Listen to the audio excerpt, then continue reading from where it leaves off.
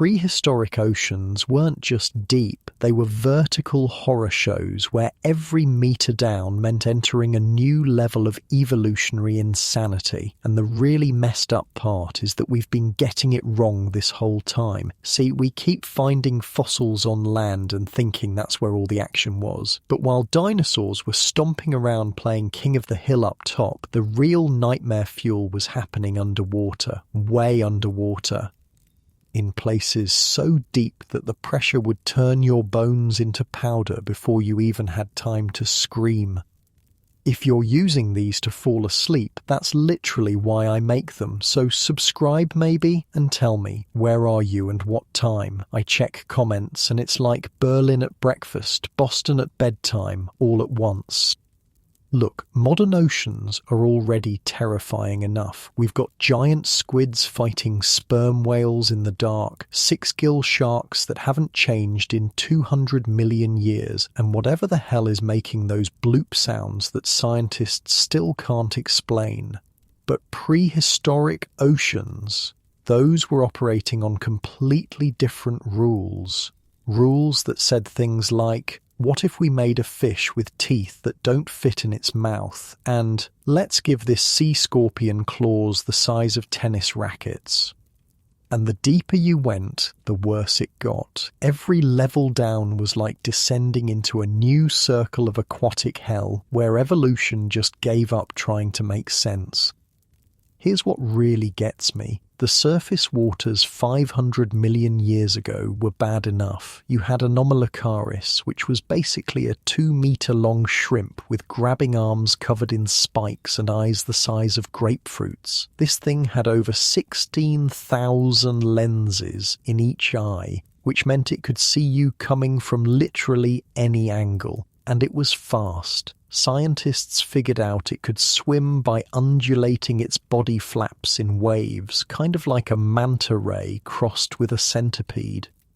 It would cruise through those Cambrian seas looking for anything soft enough to grab, and with those spike-covered arms, it wasn't letting go once it got you. But Anomalocaris was just the welcoming committee. See, back in the Cambrian, which was about 540 million years ago, life was going through what scientists call the Cambrian explosion. Basically, evolution was throwing everything at the wall to see what stuck. And boy, did some weird stuff stick. You had Opabinia with its 5 mushroom-shaped eyes and a grabbing claw on a flexible trunk like some kind of underwater elephant from hell. Scientists literally laughed when they first reconstructed this thing in 1972 because it looked so ridiculous. 5 eyes, all pointing different directions, attached to a 7-centimetre body that moved by flexing its segments. It would cruise along the seafloor using that trunk to grab prey and pass it to its backward-facing mouth. Yeah, backward-facing, because why would you want your mouth pointing the same direction you're swimming? Then there was hallucigenia, and this thing was so weird that scientists literally reconstructed it upside down for decades. They thought its spines were legs and its legs were tentacles or something. Turned out this thing walked on 7 pairs of clawed legs, while having 2 rows of defensive spines sticking up from its back. About as long as your finger, it would walk along the ocean floor looking like someone crossed a worm with a cactus and gave it an attitude problem.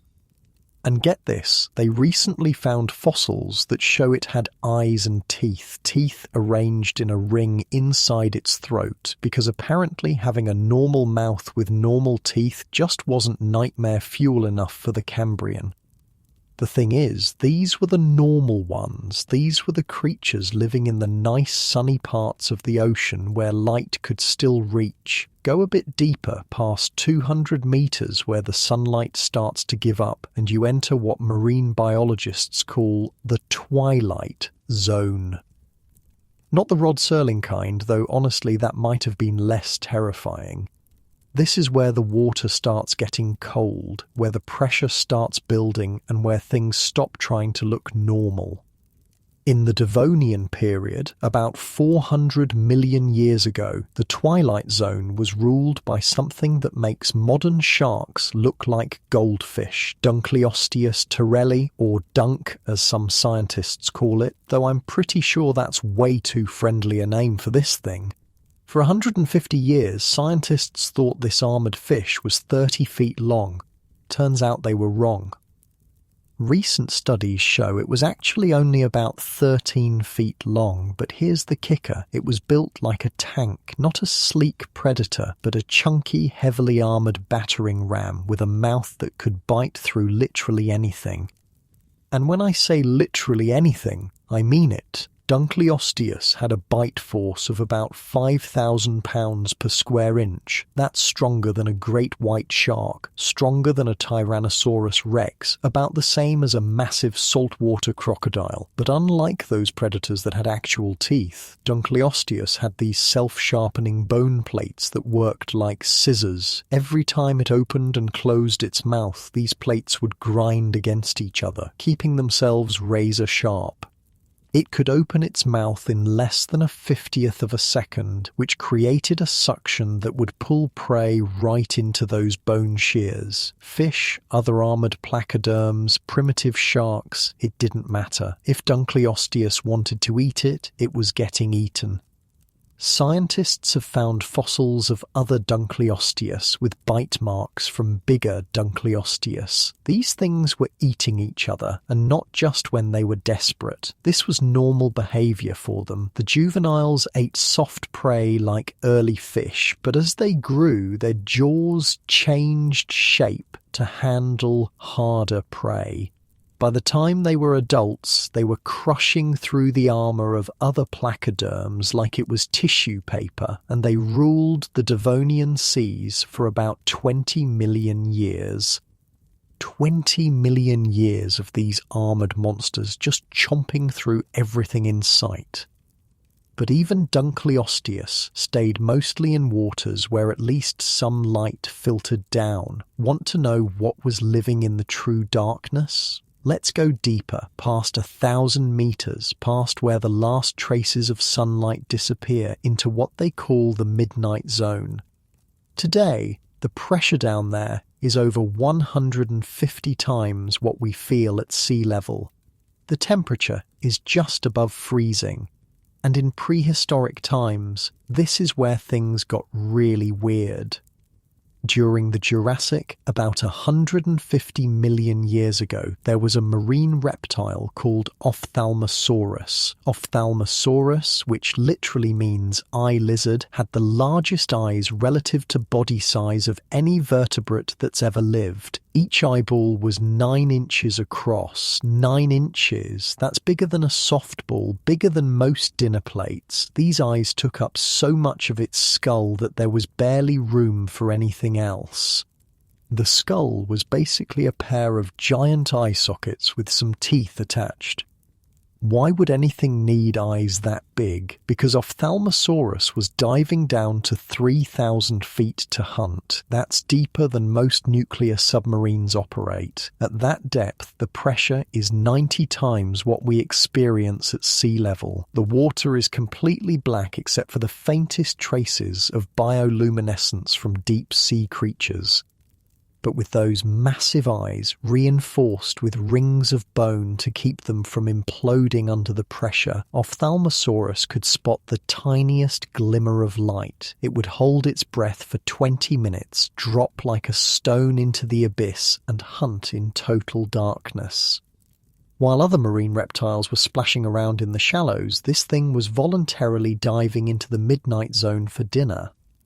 And it wasn't alone down there. Ichthyosaurs, the dolphin-shaped reptiles that Ophthalmosaurus belonged to, were experimenting with deep-sea hunting throughout the Mesozoic. Some grew to massive sizes. Shonisaurus could reach 21 meters long, about the length of 2 school buses.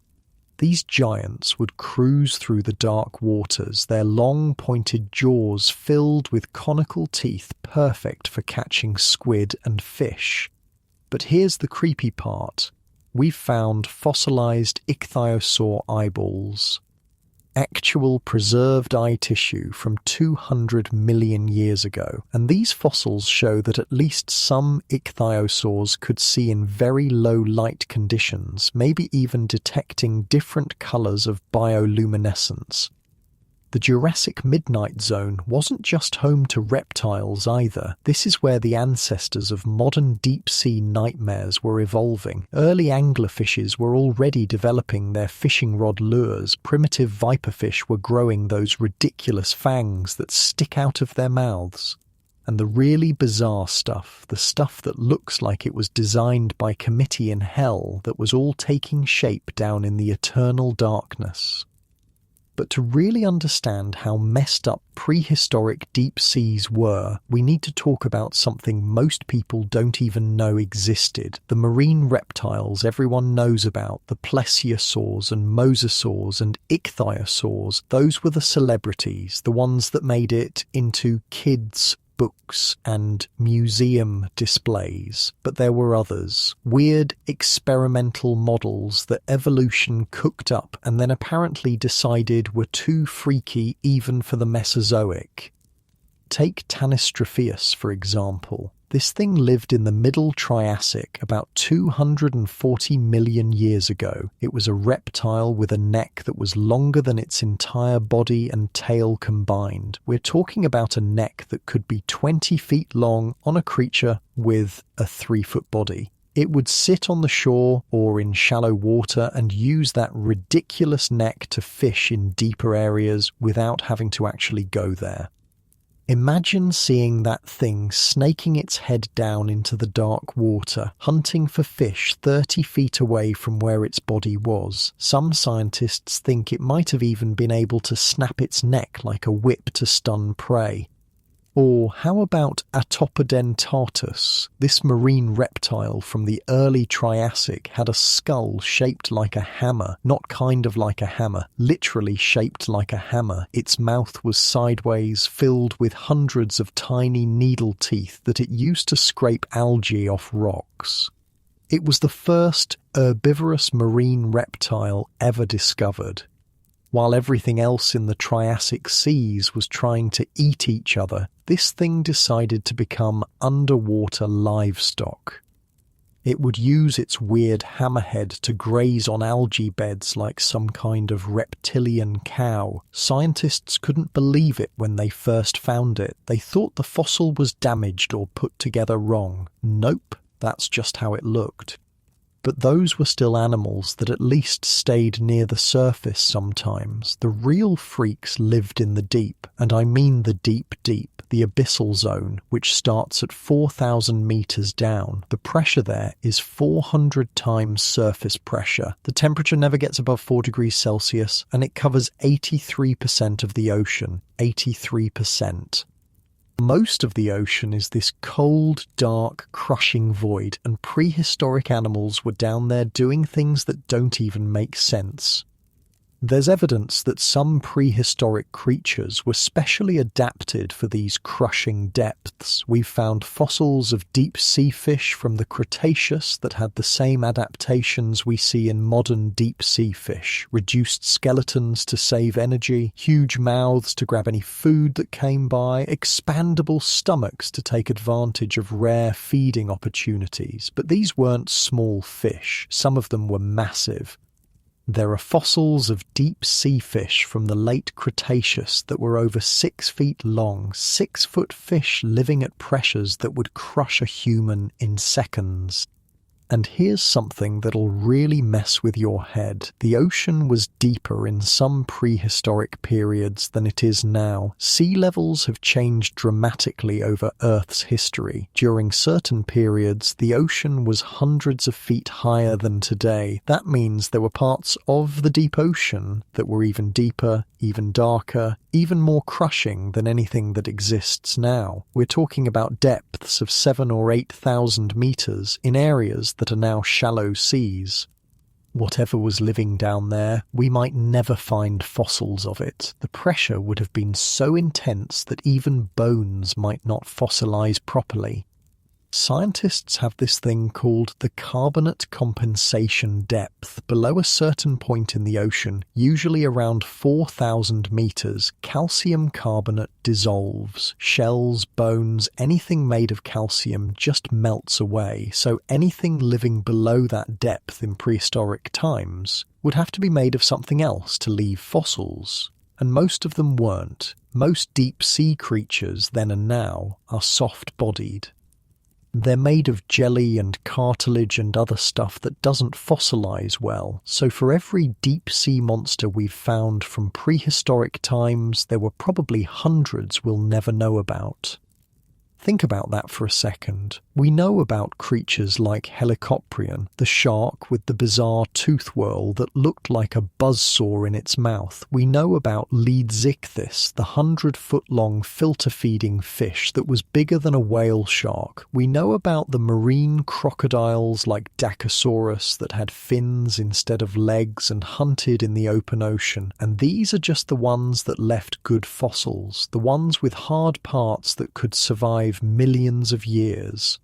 What about all the ones that didn't? The really disturbing thing about the abyssal depths is that life down there operates on timescales we can't even comprehend. Modern deep-sea isopods can go 5 years without eating. 5 years, just sitting on the ocean floor waiting, and they're the evolved, efficient versions. The prehistoric ones were probably even more extreme. We've found fossils of ancient isopods from the Permian that were the size of small cars. Arthropleura wasn't technically marine, but its relatives were, and they could grow 8 feet long, 8-foot pill bugs crawling around in the dark, waiting decades between meals. See, when you're that deep, when you're living at pressures that would liquefy surface creatures, you can't afford to be picky, and the creatures from the Paleozoic era understood this better than anything that came after. Take the Eurypterids, the sea scorpions. Everyone talks about how Eclopterus grew to 8 feet long with claws the size of tennis rackets, but nobody talks about how these things hunted. They weren't chase predators. They couldn't be. They were ambush specialists that would bury themselves in seafloor sediment and wait, just wait, for days, weeks, maybe months. Their compound eyes could detect the slightest movement in the murky water, and when something swam over, those massive claws would explode out of the mud. Jacalopterus lived about 400 million years ago, right when fish were starting to get cocky. Early fish had just evolved jaws and were feeling pretty good about themselves. Then they'd swim over what looked like empty seafloor and get grabbed by something that had been perfecting the art of killing for 50 million years already. Those claws weren't just big, they were specialized. The inner edges were lined with teeth like structures that would lock prey in place. Once those claws closed, that was it. Game over. And the really messed up part is that Jacalopterus was probably cannibalistic. We've found fossils with damage patterns that match their own claws. These things were eating each other when regular prey got scarce. But sea scorpions were practically cuddly compared to what was happening with the early sharks. Everyone knows Megalodon, the 60-foot shark from the Cenozoic. What most people don't know is that Megalodon was actually kind of boring compared to its ancestors. It was just a really big, great white, basically. The experimental sharks from the Paleozoic and Mesozoic, those were the ones that looked like they escaped from somebody's fever dream.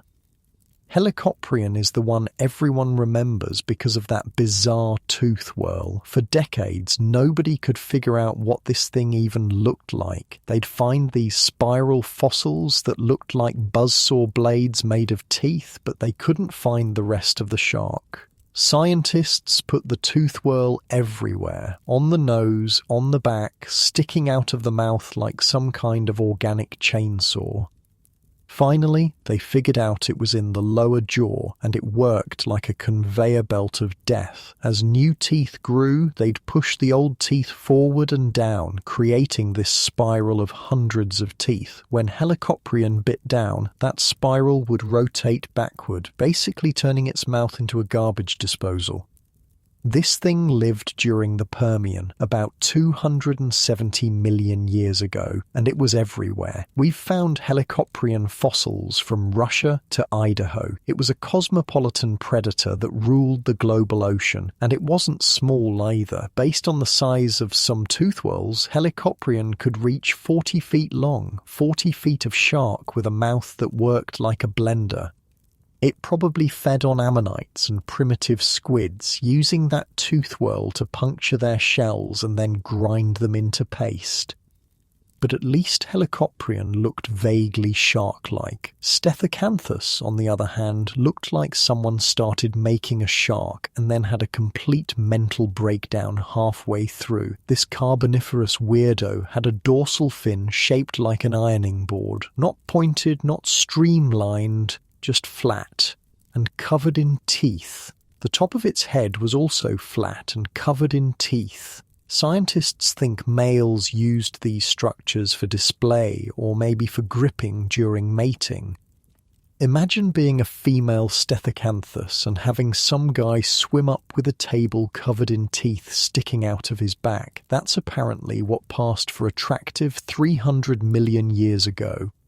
Then there was Adestus, which took the whole too many teeth thing to its logical extreme. Instead of having teeth that stayed in its mouth like a normal shark, Adestus grew teeth that stuck out past its lips in both jaws. These teeth didn't shed like modern shark teeth. They just kept growing forward as new teeth pushed from behind, creating these curved blades of teeth extending from its mouth.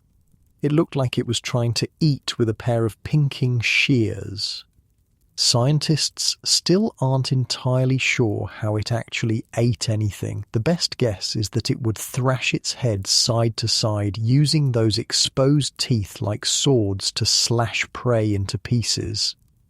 The Permian seas were basically an arms race of dental nightmares. Everything was evolving new and horrible ways to process food because the competition was so intense. And then, right when things couldn't get any weirder, the world ended. The Permian Triassic extinction event, also called the Great Dying, killed 96% of marine species. 96%. Nearly everything in the ocean died.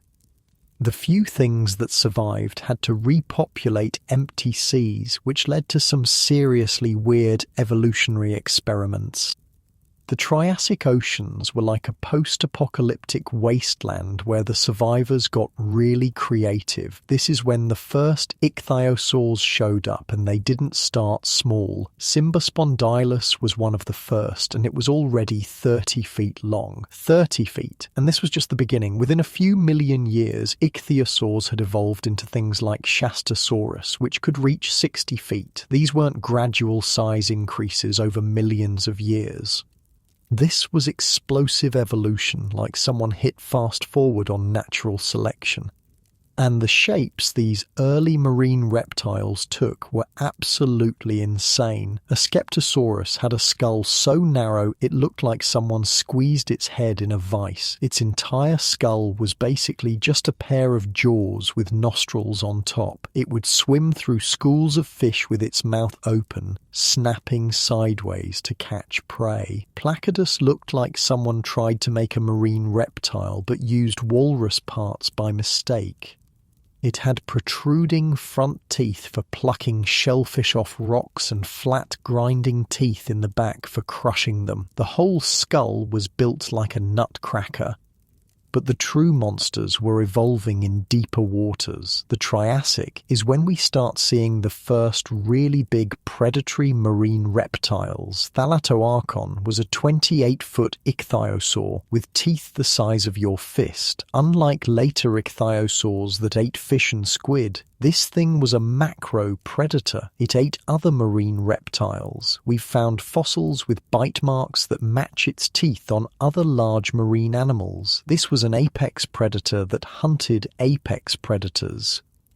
The thing about the Triassic is that it was a time of recovery and experimentation. The ocean ecosystems had been almost completely wiped out, so there were all these empty niches to fill, and evolution filled them with the weirdest stuff imaginable. Catastrophic, which I mentioned earlier with its ridiculous neck, was just one example. There was also Dinocephalosaurus, which had a neck made of 33 vertebrae. 33. Most reptiles have 7 to 10 neck vertebrae.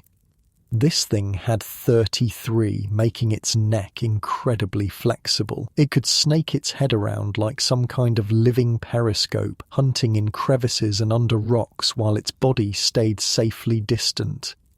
The middle depths during the Triassic were dominated by nothosaurs. These were like the beta versions of plesiosaurs, not quite fully adapted to marine life but getting there. Nothosaurus could grow 20 feet long and had these wickedly curved teeth that interlocked when its mouth closed, creating a trap that fish couldn't escape from. But here's the creepy part. Nothosaurs probably couldn't swim very well.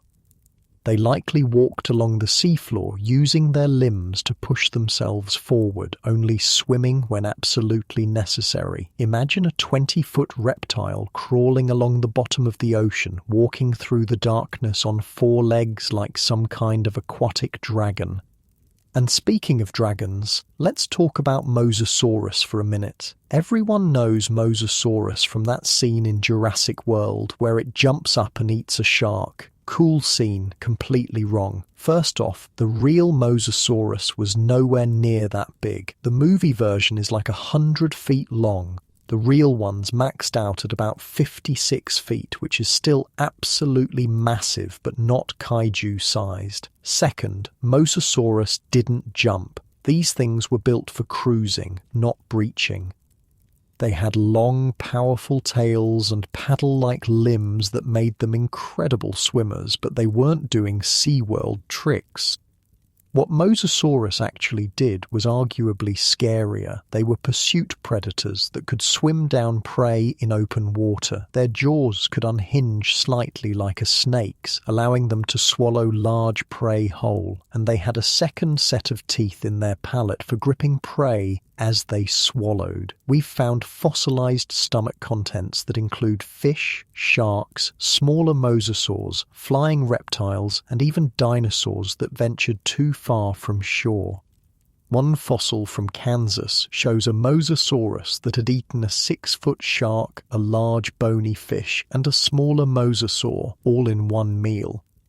Mosasaurs dominated the late Cretaceous seas, but they weren't alone. The oceans were full of other marine reptiles, each more bizarre than the last. Elasmosaurus had a neck that was 23 feet long with 76 vertebrae. 76. Its neck was longer than its entire body and tail combined. Scientists used to think it held its neck up like a swan, but now we know that was physically impossible. The neck was too heavy and had limited vertical flexibility.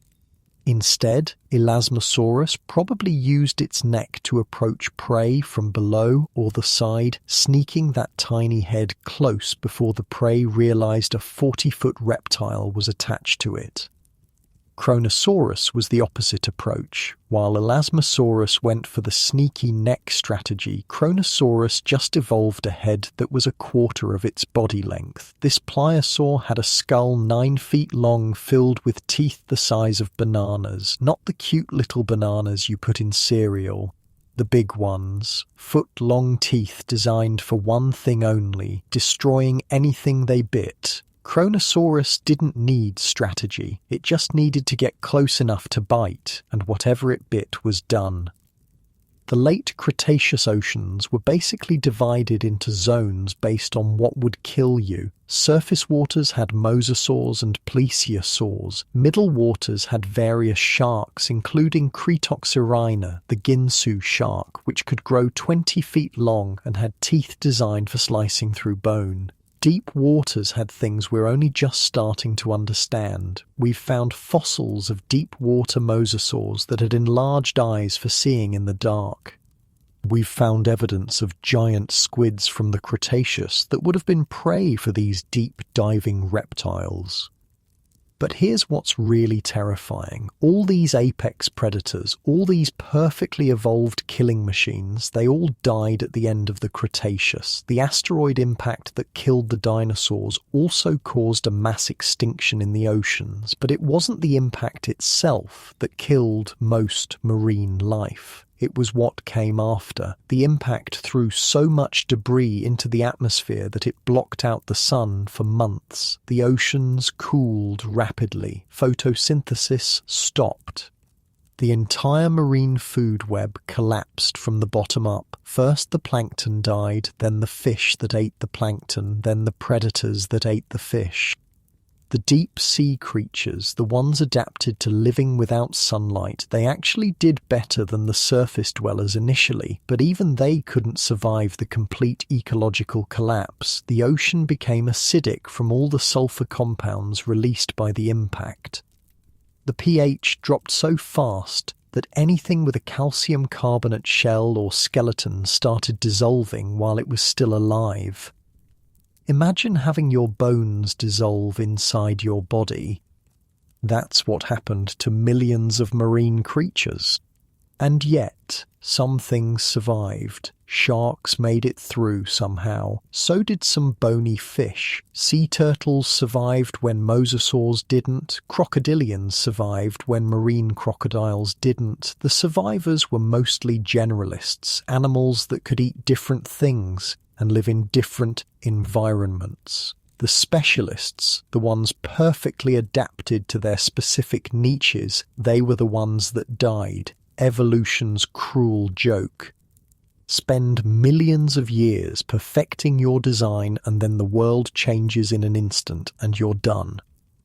The recovery after the Cretaceous extinction took millions of years. The oceans had to basically restart from scratch. New predators evolved to fill the empty niches. That's when we got the megatooth sharks like Megalodon. That's when whales evolved from land mammals and became the new marine giants. But those early oceans after the extinction must have been incredibly empty.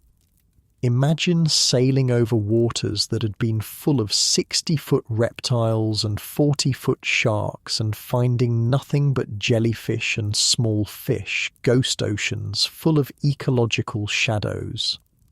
The Paleocene oceans were a graveyard with a pulse. Everything that made the Mesozoic seas terrifying was gone, but nature abhors a vacuum, especially a vacuum full of food. Within just a few million years of the extinction, the oceans started getting weird again. Different weird, but weird nonetheless. The first whales, if you can even call them that, looked nothing like whales. Pachycetus was basically a wolf that liked to swim. 4 legs, fur, probably barked. But it had one tiny adaptation. Its inner ear was starting to change to hear underwater. That's it. That's what started the whale lineage, a furry land predator that could hear better when it stuck its head underwater. Fast forward 10 million years and you get Basilosaurus, which despite the name wasn't a reptile at all. It was a whale, but a whale designed by someone who'd never seen one, 60 feet long with a serpentine body, tiny useless hind legs, and jaws full of differentiated teeth like a mammal, not the uniform teeth of modern whales. This thing moved through the Eocene oceans like a giant furry eel, hunting everything from sharks to other whales.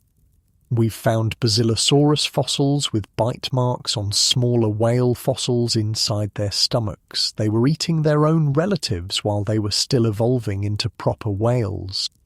But the mammals were just playing catch-up. The real deep ocean was still ruled by things that had been there all along. Remember how I said some stuff survived the extinction? Well, surviving doesn't mean thriving. It means hanging on by your fingernails while everything around you dies. And the things that managed that trick were the ones that were already used to living in hell. the deep sea species that never relied on sunlight in the first place. They just kept doing their thing while the surface world burned. This is where we need to talk about living fossils. Not fossils that are alive, obviously, but creatures so perfectly adapted to their environment that they just stopped evolving. The coelacanth is the famous one, thought extinct for 66 million years, until someone pulled one up off South Africa in 1938. But here's what's crazy about coelacanths. They weren't just hiding. They were hiding at 400 feet deep in underwater caves, coming out only at night to hunt. For 66 million years, their fossils from the Devonian look almost identical to the living ones, 400 million years and barely any change. Why? Because if you're living in caves 400 feet underwater, what's going to make you evolve? The environment doesn't change down there. It's been cold, dark and crushing for hundreds of millions of years. The coelacanth found a niche and stuck with it. But that's not even the weird part. The weird part is that coelacanths have a joint in their skull that lets them open their mouth wider. They have a hinge in the middle of their head. Also, they give birth to live young that develop from eggs inside the mother, and the pregnancy lasts 3 years. 3 years? These fish are pregnant for longer than most animals live.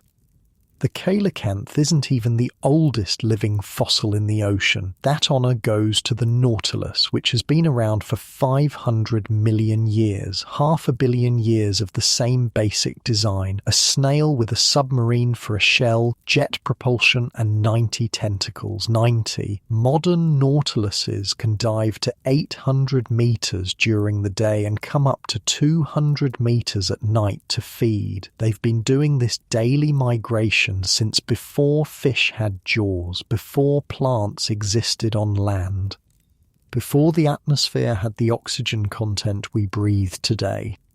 But here's what's really messed up about nautiluses. They used to be everywhere, and they used to be huge. We've found fossil shells 6 feet across. Imagine a snail the size of a truck floating through prehistoric oceans. These things were major predators in the Ordovician. They had the oceans to themselves for millions of years before fish even figured out how to swim properly. Then competition showed up and nautiluses just shrugged and went deeper. Now there's only a handful of species left hiding in the deep Pacific, doing the exact same thing their ancestors did when the Earth was young. The fact that these living fossils exist tells us something important about the deep ocean. It doesn't care about mass extinctions. The surface can freeze, boil, get hit by asteroids, whatever. Down in the deep, it's always dark, always cold, always crushing. The rules don't change. And the things that figured out those rules early just kept following them. The frilled shark is another one. 300 million years old and looks like it was designed by someone who'd only heard descriptions of sharks. 6 gill slits instead of 5, fins that look more like kelp, and 300 trident-shaped teeth arranged in 25 rows. It moves like an eel, strikes like a snake, and can swallow prey half its size whole. We barely ever see frilled sharks because they live at depths up to 5,000 feet, but every once in a while one comes up to shallow water, usually when it's dying, and people freak out because it looks like something that shouldn't exist. And technically, they're right. By all logic, something this primitive shouldn't have survived this long, but logic doesn't apply in the deep ocean. Down there, being primitive is an advantage. Why evolve complex systems when simple works? Why develop specialized organs when basic is bulletproof? The goblin shark takes this principle to an absurd extreme. It looks like someone started making a shark, gave up halfway through and let it loose anyway. Pink, flabby skin, a horn growing out of its head, and jaws that shoot out of its face like the creature from Alien. This thing has been unchanged for 125 million years because apparently, if you're living at 3,000 feet deep, looking like a rejected Pokemon design is a winning strategy. The horn is actually packed with electroreceptors that can detect the tiniest electrical fields from prey in total darkness. The extending jaws mean it doesn't have to be accurate, just close enough. But the deep ocean doesn't just preserve old designs, it makes things bigger. Deep sea gigantism is real, and it's horrifying. The giant isopod is a pillbug the size of a football. The Japanese spider crab has a leg span of 12 feet. The colossal squid can reach 46 feet long and has hooks on its tentacles, not suckers with tiny teeth like giant squids. Actual rotating hooks like grappling equipment. These things get big because of something called Kleiber's law, which basically says bigger animals are more efficient with energy. When food is scarce and everything is trying to eat you, being bigger means you need less food relative to your body size, and fewer things can eat you. The prehistoric oceans took this principle and ran with it. Carcharodon megalodon wasn't just big, it was optimized for being big. Its teeth were 7 inches long and serrated like steak knives. Its jaws could open wide enough to swallow a car. But here's what people don't realize. Megalodon didn't go extinct because it was too big. It went extinct because the oceans got colder and its prey moved to different areas. Whales started migrating to polar waters where Megalodon couldn't follow. The giant shark that had ruled the oceans for 20 million years got ghosted by its food supply. And this is where things get speculative but terrifying. We know more about the surface of Mars than we do about our deep oceans. We've mapped maybe 20% of the seafloor in detail. The rest is basically here there be monsters territory on old maps. Every deep sea expedition finds new species. Every single one. Sometimes dozens of new species. And these are just the things we can catch or photograph. What about the stuff that's too smart, too fast, or too deep for us to find? The bloop was an ultra-low frequency underwater sound detected in 1997. It was loud enough to be heard by sensors 3,000 miles apart. The frequency suggested it came from something biological, but it would have to be larger than any known animal. Scientists eventually decided it was probably ice breaking, but probably isn't definitely. The fact that we had to guess shows how little we know about what's down there.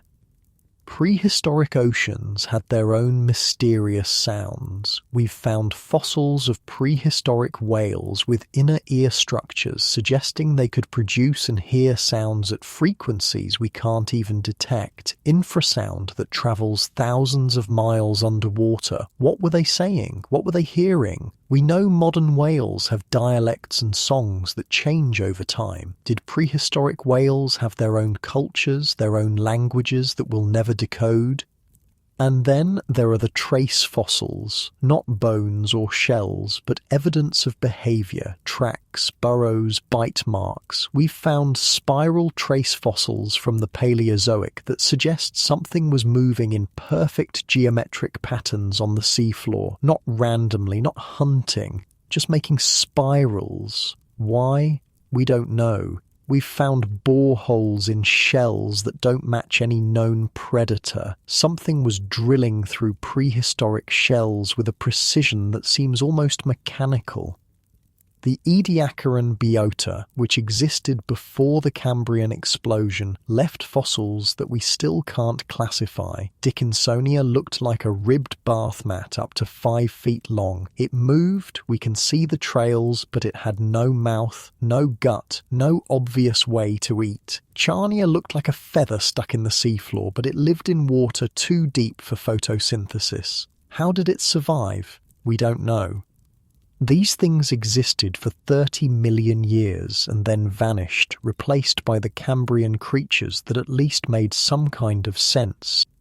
But even the Cambrian had its mysteries. The Burgess Shale, one of our best windows into Cambrian life, preserves creatures that don't fit into any modern category. Wiwaxia was covered in scales and spines, but we can't figure out if it was a mollusk, an annelid worm, or something else entirely. Haplophrenitis had a shell like a clam, but also 2 curved spines sticking out like antennae. For 100 years, scientists called these things hyoliths and had no idea what they were.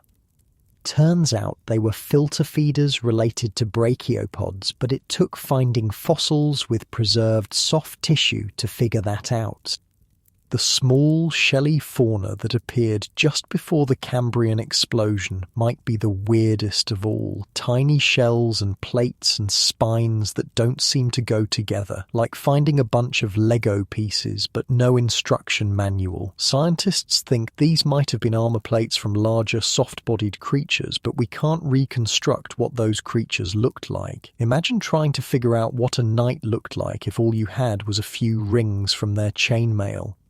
Ocean chemistry in prehistoric times was radically different too. The Cretaceous oceans were so warm that there were no polar ice caps. Coral reefs grew in places that are now frozen wasteland. The deep ocean wasn't cold, it was cool, maybe 15 degrees Celsius instead of near freezing. This warm, deep water couldn't hold as much oxygen, creating vast dead zones where only bacteria could survive. We've found black shale deposits from these times, rock formed from organic matter that fell into oxygen-free water and couldn't decay normally.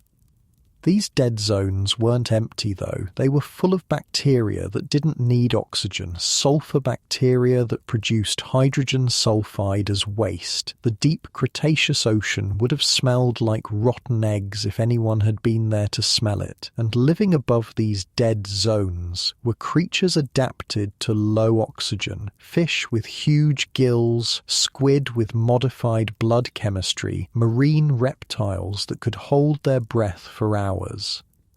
The Permian-Triassic extinction might have been caused by exactly this kind of ocean chemistry gone wrong. Massive volcanic eruptions in Siberia released so much carbon dioxide that the oceans became acidic and lost oxygen. The hydrogen sulfide-producing bacteria bloomed out of control, poisoning the water and even the air. Purple sulfur bacteria turned the ocean surface purple, not blue, purple. For thousands of years, Earth had purple oceans full of poison. No wonder 96% of marine life died.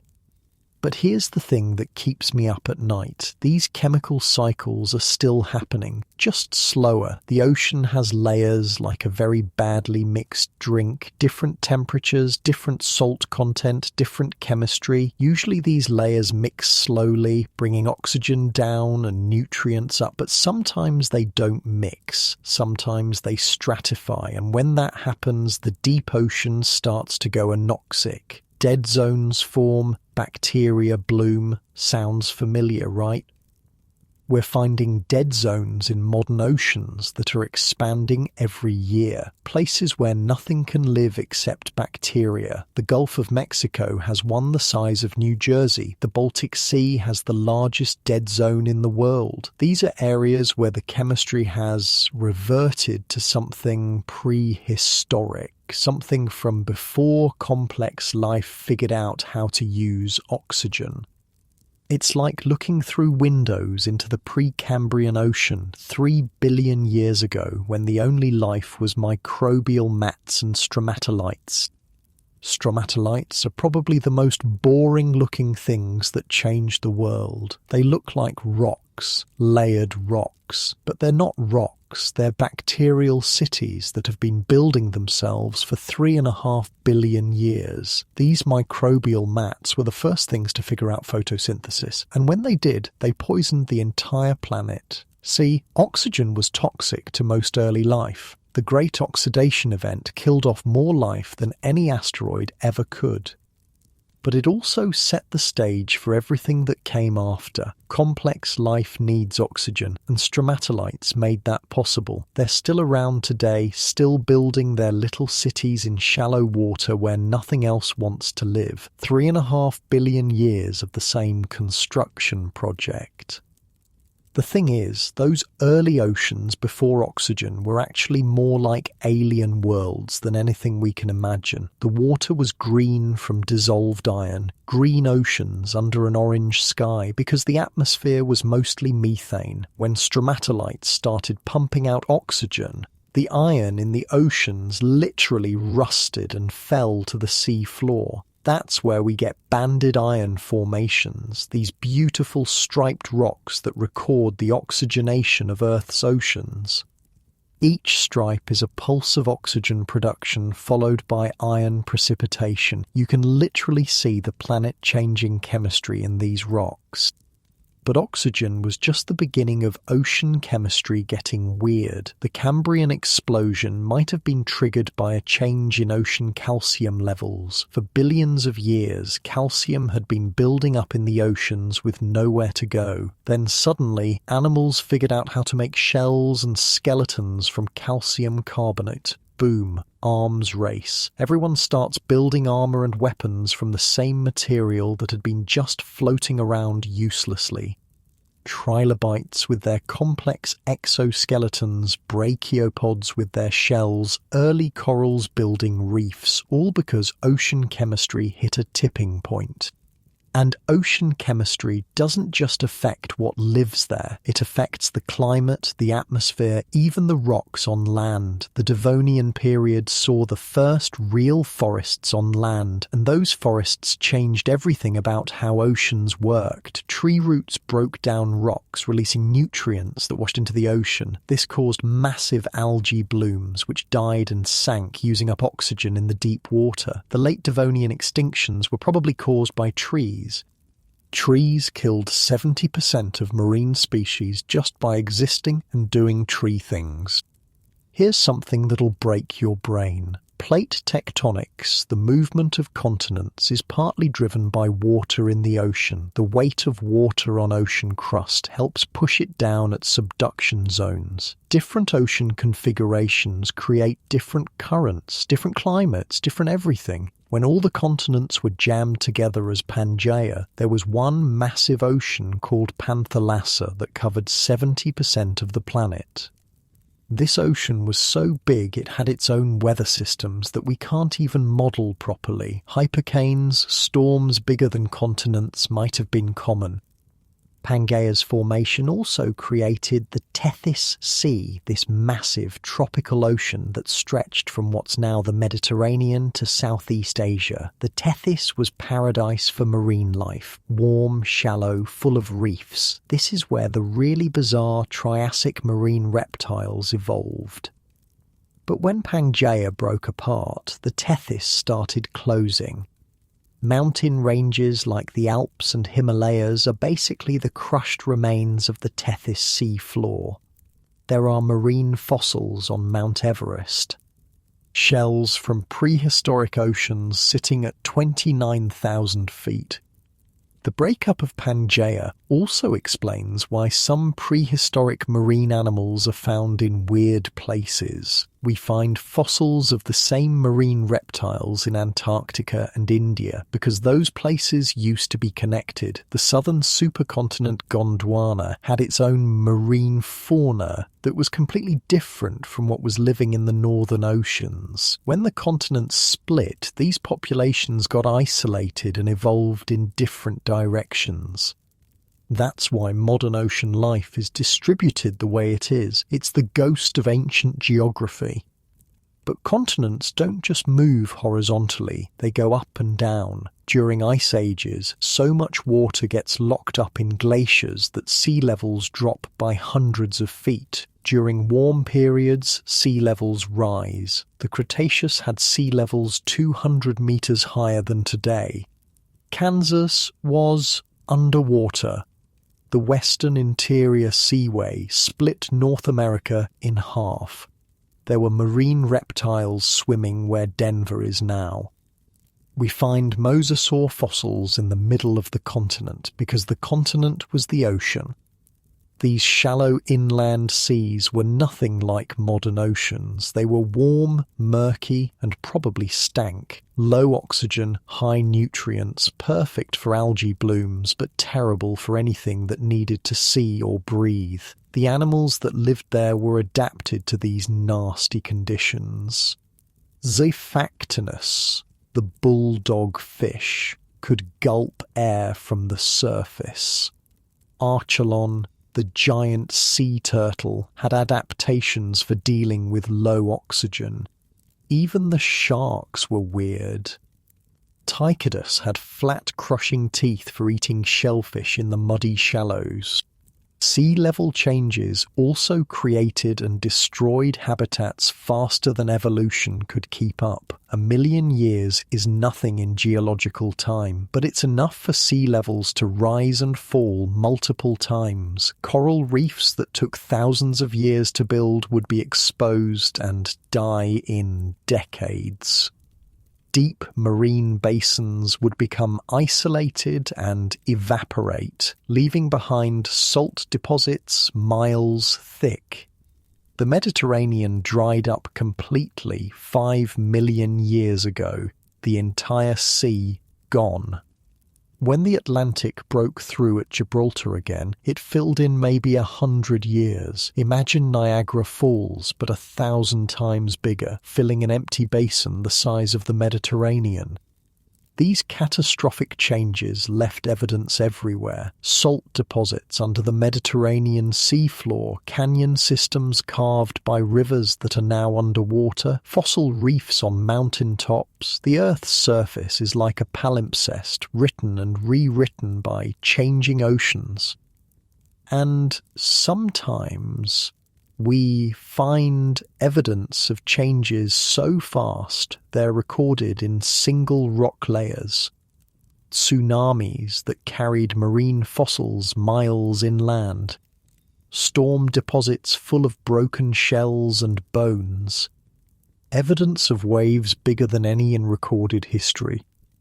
The Chicxulub impact that ended the Cretaceous created tsunamis over 1 mile high, not feet, miles. These waves scoured the seafloor down to bedrock, picking up everything, living and dead, and dumping it in massive deposits. We find these tsunami beds all around the Gulf of Mexico, full of mixed fossils from different environments all jumbled together, mosasaur bones mixed with plant material and chunks of the seafloor. It's like finding the contents of an entire ecosystem put in a blender and spread across the landscape. But impacts weren't the only things causing massive waves. Underwater landslides could trigger tsunamis just as big. The Storegga slide off Norway 8,000 years ago created tsunamis that hit Scotland with waves 20 metres high. That's recent, geologically speaking. During the Mesozoic, when sea levels were higher and continental shelves were less stable, these underwater landslides might have been common. Imagine being a marine reptile just swimming along and suddenly the entire seafloor starts moving. The continental shelf collapses, creating a wall of water that nothing can escape. Volcanic eruptions underwater were even worse. When lava hits seawater, it doesn't just steam, it explodes. Phreatomagmatic eruptions can throw ash and rock miles into the air. The volcanic islands that dotted prehistoric oceans were constantly exploding, rebuilding, and exploding again. Each eruption would have poisoned the surrounding water with sulfur and heavy metals. Fish kills extending for hundreds of miles, dead zones that lasted for years. And yet life kept coming back, kept adapting to these impossible conditions. The really weird thing is that some animals seem to thrive on catastrophe. After every mass extinction, there's a recovery period where the survivors go absolutely nuts with evolution. The early Triassic after the Permian extinction saw the fastest evolution rates ever recorded. New species appearing and disappearing in just thousands of years. It's like evolution was trying everything at once to see what worked. Most of it didn't, but the things that did became the ancestors of all modern marine life. Sharks are the ultimate example of this catastrophe success. They've survived all 5 major mass extinctions. Every time they lose most of their diversity, but the survivors explode into new forms. After the Permian extinction, we got hybodont sharks with weird horn-like spines. After the Triassic extinction, modern sharks started taking over. After the Cretaceous extinction, we got the megatooth sharks.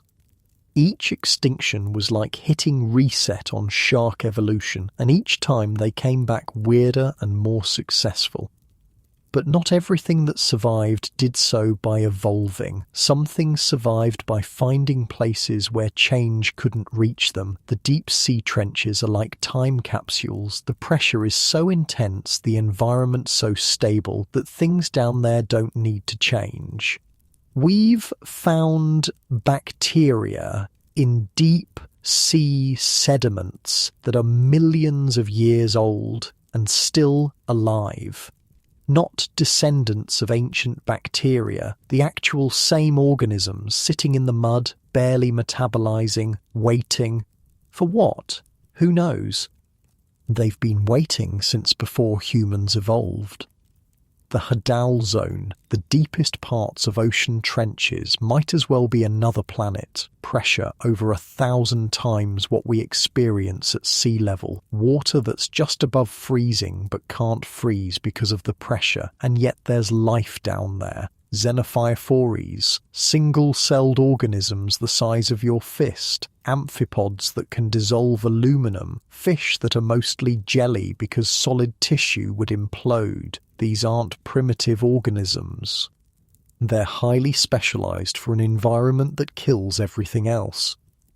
We've only explored about 5% of the ocean, 5%, and most of that is just the surface and coastal waters. The deep ocean is basically terra incognita. Every expedition to the deep finds new species. The Mariana Trench, the deepest place on Earth, has been visited by fewer people than have walked on the moon. We know there's life down there at 36,000 feet deep. We've seen it, but we have no idea what else is down there.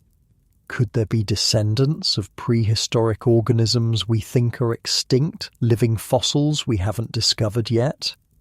Here's a fun thought. The giant squid was considered a myth until 2004 when we got the first photographs of a living one. The colossal squid wasn't even known to exist until 1925. These are animals that can grow 40 feet long and weigh half a ton.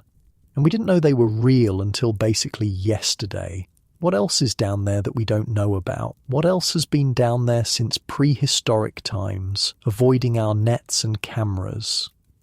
The ocean is really good at hiding things. It hid coelacanths for 66 million years. It hid megamouth sharks until 1976. It's currently hiding whatever made the bloop sound. And those are just the things we've gotten hints of. The ocean could be hiding entire ecosystems we don't know about. Deep-sea coral reefs weren't discovered until the 1980s. Hydrothermal vent communities weren't found until 1977. These aren't small things. These are entire biomes that we just didn't know existed. And that's in the modern ocean, which is relatively well behaved compared to prehistoric ones. The Cambrian oceans had oxygen levels that fluctuated wildly. Sometimes there was too much, sometimes not enough. The Ordovician had ice ages that came and went in just millions of years. The Silurian had sea levels that rose and fell like tides on a geological scale. The Devonian had reef systems that covered areas the size of countries and then died overnight. Each period had its own version of normal that would be completely alien to us. The Carboniferous oceans were full of giant sea scorpions and armoured fish, while the land was covered in swamps full of giant insects. The Permian oceans were turning purple from sulfur bacteria, while the greatest mass extinction in history was unfolding. The Triassic oceans were recovering from near-total ecological collapse, while the first dinosaurs were figuring out how to walk on land. The Jurassic oceans were full of marine reptiles the size of whales, while actual whales wouldn't evolve for another 100 million years. Each era was its own separate world with its own rules and its own monsters. The scariest thing about prehistoric oceans isn't what lived in them, it's what they tell us about how fast things can change. The end Triassic extinction happened in less than 10,000 years. That's nothing. That's basically last Tuesday in geological time. Volcanic eruptions in what's now the Atlantic Ocean released so much carbon dioxide that the oceans acidified in what amounts to a heartbeat. Coral reefs that had existed for millions of years dissolved. Shell-forming organisms couldn't make shells. The ocean became a battery acid bath that killed everything with calcium carbonate parts.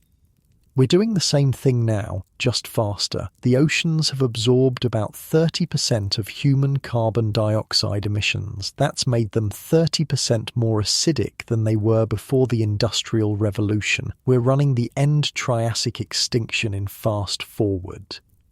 Pteropods, tiny sea snails that form the base of many marine food webs, are already having trouble forming shells in some parts of the ocean. Their shells are literally dissolving while they're still alive, just like what happened 200 million years ago.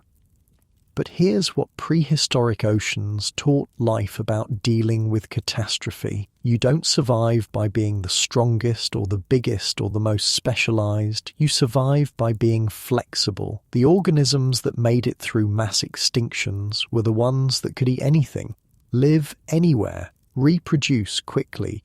Generalists, not specialists. Cockroaches of the sea, basically. Not glamorous, but effective.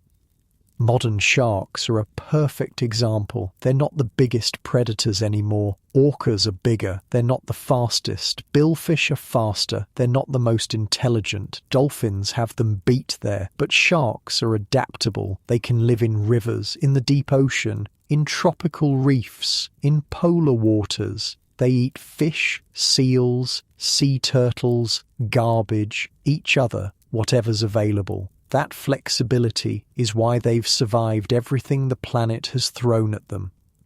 The next mass extinction might already be starting. The background extinction rate, the normal rate at which species go extinct, is about 1 species per million per year. Current extinction rates are about 1,000 times higher than that. We're losing species faster than we can discover them. And most of these extinctions are happening in the ocean, where we're not even looking. For every species we document going extinct, there are probably 10 we never knew existed. But mass extinctions also create opportunities. After every major extinction event, life explodes in new directions. The Cambrian explosion followed a mass extinction. The age of dinosaurs followed the Permian extinction. The age of mammals followed the Cretaceous extinction. Each disaster sets the stage for something new and often more complex. The question is, what comes after us? What will evolve in the oceans we leave behind? Some scientists think cephalopods, squids and octopuses might be the next dominant intelligence. They're already incredibly smart. Octopuses can solve puzzles, use tools, recognize individual humans. They just don't live very long, a few years at most. But what if environmental pressures selected for longer-lived cephalopods? What if they developed social structures, culture, technology? In 50 million years, Earth's oceans might might be ruled by things that make Cthulhu look mundane.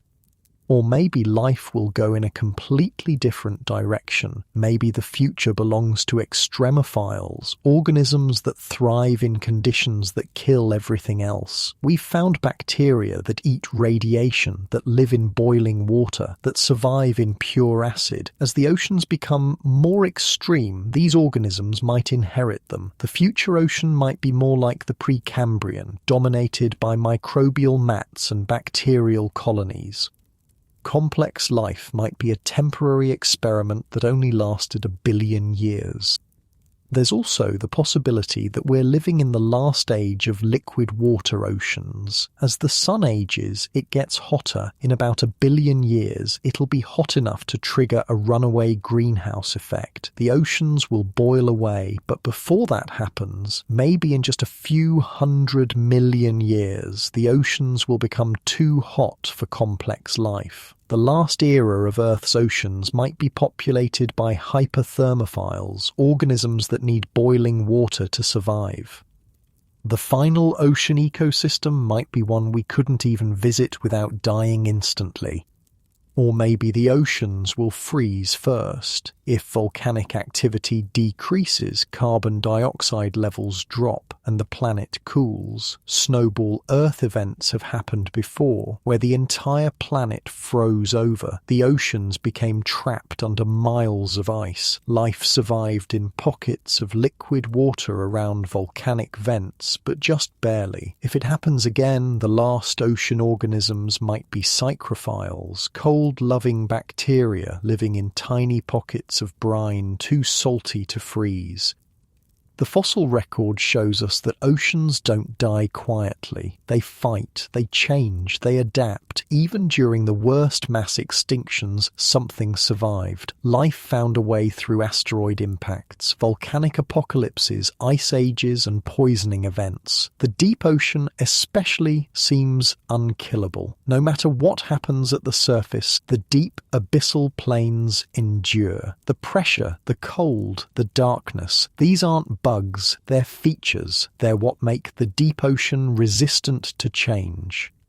But resistance isn't immunity. The deep ocean is changing now in ways it hasn't for millions of years. The Antarctic bottom water, the coldest, densest water in the ocean that drives global circulation, is warming. If it warms too much, ocean circulation could shut down. The last time that happened, during the Paleocene-Eocene thermal maximum, the deep ocean became anoxic. Everything that needed oxygen died. The ocean became stratified, with layers that didn't mix. The surface was hot and acidic, the bottom was cold and dead, and nothing moved between them. Recovery from that event took 200,000 years, and that was with healthy ecosystems to start with. We've already damaged most marine ecosystems. 90% of large fish are gone. Coral reefs are bleaching. Dead zones are expanding. If ocean circulation shuts down now, recovery might take millions of years, or it might not happen at all. The ocean might shift to a new stable state, one that doesn't include most current marine life. The thing is, we keep finding evidence that prehistoric oceans had multiple stable states: the purple sulfur bacteria oceans of the Permian extinction, the green iron oceans of the Archean, the clear blue oceans of today. Each state was stable for millions of years, but transitions between states were catastrophic. We might be pushing the ocean toward a transition right now. Once it flips to a new state, there might be no going back. But here's what's really terrifying. We don't know what triggers these transitions. We can see them in the fossil record, but we don't know exactly what caused them. Was it temperature, chemistry, biology, some combination? The ocean is a complex system with feedback loops we don't understand. It might take a huge push to change states, or it might be balanced on a knife edge, ready to flip with the slightest disturbance. The prehistoric oceans were full of tipping points, the evolution of photosynthesis, the development of shells, the colonization of land. Each event cascaded through the ocean system, changing everything. We might be at another tipping point now. Microplastics are everywhere in the ocean. They're in the deepest trenches in Arctic ice in the food chain. We don't know what this will do long term. Maybe nothing, maybe everything. In 1 million years, there might be a plastic layer in the rock record marking our era like the iridium layer marks the asteroid impact. Future paleontologists, if they exist, will have a weird fossil record to study from our time. Chicken bones everywhere because we eat billions of them, concrete and plastic forming artificial rock layers, radioactive elements from nuclear tests, changes in nitrogen and phosphorus cycles from fertilizer. We're creating a geological signature that will last millions of years. The Anthropocene extinction might be remembered not for what died, but for what we left behind. But evolution doesn't stop. It's happening right now in response to human changes. Fish are evolving to mature younger and smaller to avoid fishing nets. Urban birds are evolving shorter wings for better maneuverability. Elephants are being born without tusks to avoid poaching. The ocean is full of organisms evolving in response to us. Some bacteria can now eat plastic. Some corals are adapting to warmer water. Some fish are adapting to acidification. Life is trying to keep up with the changes we're causing. The question is whether evolution can happen fast enough. Most evolution takes thousands or millions of years. We're changing the ocean in decades. It's like trying to evolution a heat-resistant organism while setting it on fire. Some things will adapt, most won't. The survivors will inherit an ocean we wouldn't recognize, full of organisms adapted to conditions we created. Looking at prehistoric oceans, one pattern is clear. The ocean always wins. It might take millions of years, but the ocean recovers. Life finds a way. New ecosystems develop. The planet moves on. The Permian extinction killed 96% of marine species. But the Triassic oceans were full of life again. Different life, but life nonetheless. The Cretaceous extinction wiped out the marine reptiles, but whales evolved to take their place. The ocean doesn't care about individual species or even entire groups. It just keeps going. In the end, the story of prehistoric oceans is a story of resilience and change. Every catastrophe led to innovation. Every extinction led to radiation. Every dead end led to a new beginning. The modern ocean is just the latest chapter in a story that's been running for 4 billion years. We're not the ending. We're probably not even a major plot point. We're just another disturbance that life will either adapt to or wait out. The deep ocean will outlast us. The trenches will still be there when humans are fossils. The abyssal plains will still be cold and dark when the continents have rearranged themselves into new configurations. And life will still be there in forms we can't imagine, following rules we haven't discovered in places we'll never see. The prehistoric oceans teach us humility. We're temporary. The ocean is forever, and it's been weird a lot longer than it's been normal.